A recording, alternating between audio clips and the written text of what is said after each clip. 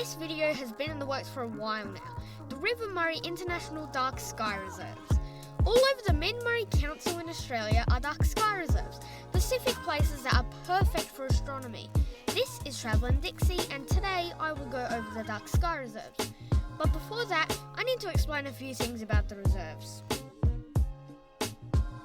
Firstly, let me explain what these reserves are. To put it simply, these reserves are specific places made for viewing the stars. Since there isn't much light pollution in the sky, the stars are more visible, if it isn't cloudy though. There are two types of reserve, astro hotspots and stargazing zones.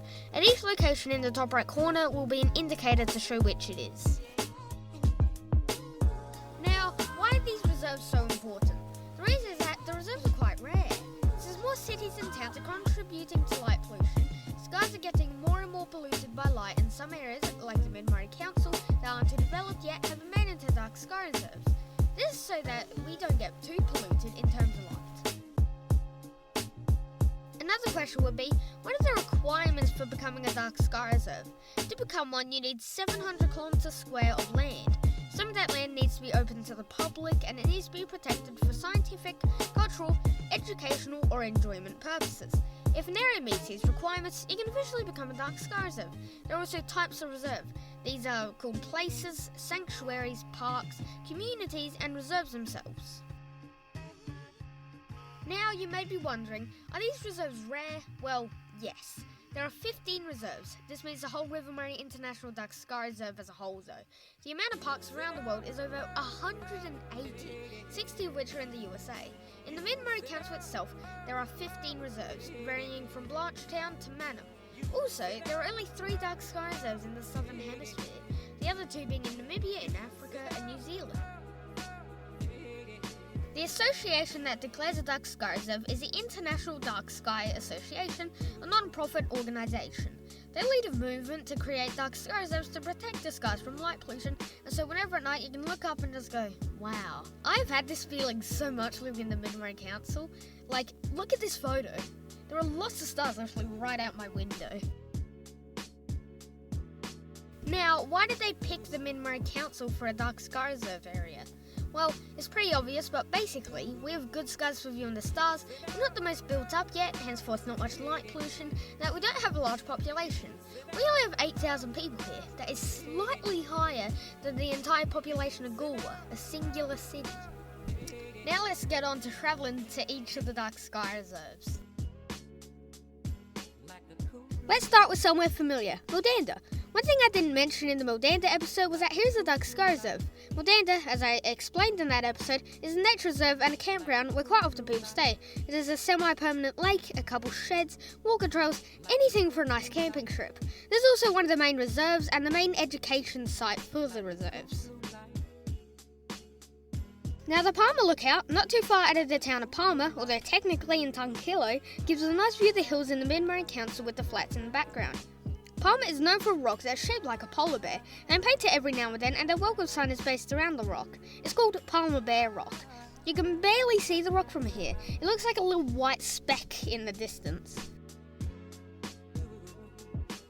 The Young Husband Lookout is a good lookout in Young Husband, as the name says. It's not the best lookout I've been to, but you get nice views of the cliffs on the Murray, and I even saw the P.S. Murray Princess. Although, I have one issue with this lookout. It's quite difficult to find. The main issue I had is that it's not on Google Maps. If you type Young Husband Lookout into Google Maps, it shows you Penum Lookout, which Penum is certainly not the correct place for a dark sky reserve. Other than that, this lookout is pretty good. At the Penum Lookout is an actual astro hotspot, and it's a really well managed lookout. This is my favourite lookout of all the lookouts that I've travelled to. Here has a slightly worse view of the Murray, but there is a concrete pad for placing a telescope and an information page. Next is the Walker Flat Lookout, also known as Forced Lookout. It's similar to Young Husband Lookout, but a lot easier to find. But also, here is an information page with interesting facts about the Murray, like how it's the 3rd longest river in the world, only behind the River Nile and the Amazon River. This lookout also gives a nice view of Walker Flat, and you can see this lookout from the ferry. The main Lookout is another good view of the River Murray. You can also see Lake Bywaters from here. This lookout is also located in Walker Flat, a small town with a ferry crossing and a couple shops. From the side of the ferry, you can nearly touch the cliffs. Speaking of cliffs, in lots of towns on the River Murray in the Mid-Murray Council, there are huge orange cliffs. Shell Hill is a very interesting formation made up of oyster shells. Millions of years ago, this place was underwater. Similar to Towida, this place is a bit remote, 6.8 kilometres from the tiny town of Black Hill, which again makes this place fantastic for star sighting. Also in Black Hill is the Black Hill Cemetery, another dark sky reserve, but I'm not going to cover that one in this video. The Towida campground in the small town of Towida are also dark sky reserves.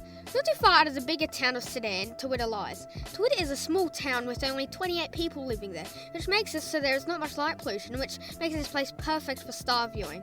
I quite enjoyed visiting this reserve. It's another nice spot and it has a creek going through it. Sedan Oval is also home to another dark sky reserve. Some are in quite close proximity to each other. Sedan Oval is a pretty barren oval. Most times I see it being used for caravanners staying there for the night.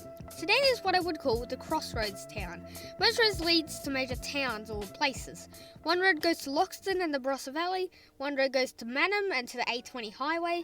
Sedan is a convergence point on multiple highways basically.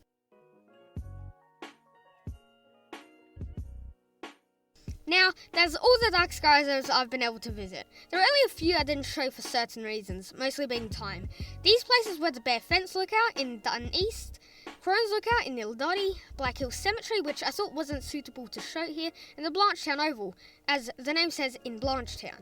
One of the main things that inspired me to make this video is a recent addition of signs around the Mid-Murray Council, showing off notable dark sky reserves.